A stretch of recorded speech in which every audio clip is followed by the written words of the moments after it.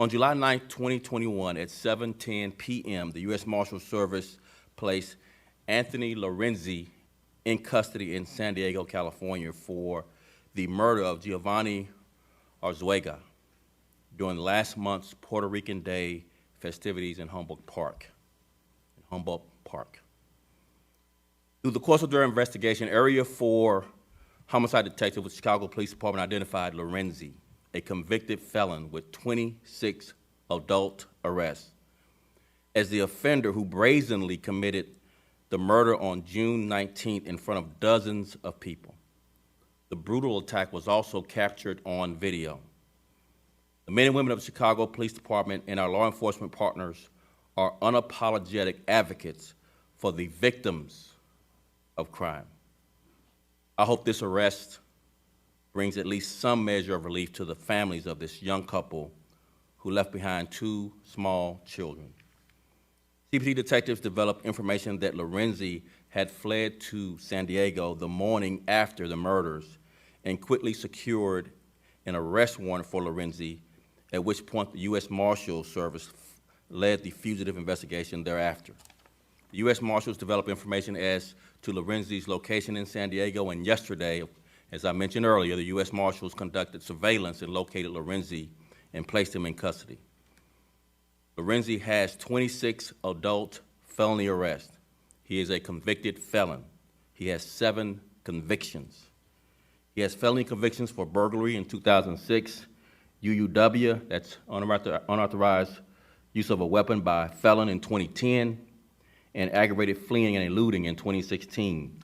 That aggravated fleeing and eluding incident is his most recent felony conviction, and it stemmed from an incident in which he and a co-defendant were committing an armed vehicular invasion of a victim that took place at 3259 West Cortez. That location of the incident is less than 2 blocks from the location where Giovanni Arzuaga and Yasmin Perez were murdered. Lorenzi awaits extradition proceedings for his return to Illinois to face charges of murder in the first degree. I'll turn over more details of the investigation and how we identified Lorenzi to Chief of Detectives Brendan, who will then be followed U.S. Marshals Commander Grimaldo on how we were able to locate him in San Diego. Brendan. Thanks, Superintendent. I just want to thank everybody who was part of this investigation.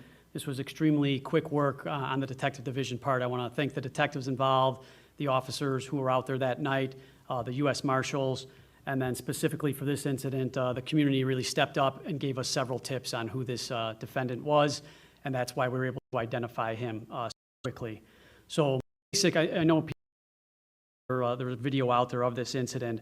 I was on the 19th of June, just after 9 p.m. at night at 251 West Division, when the were in a vehicle and in a minor accident with a car that was ahead of them. Right after the traffic accident, basically a swarm of people attacked the car and were beating on the 2 victims that were inside the vehicle, trying to pull them out of the vehicle, punching them, trying to pull them out of the car. There's a gunshot that goes off where the female is struck in the neck, and then when the victim comes out, you see the video basically almost execution style, shoot the victim in the head, and then flee the scene. The superintendent mentioned the detectives were away, and we were, like I said, we're using a lot of video, a lot of technology, and then several tips flooded in right away on the identity of this offender.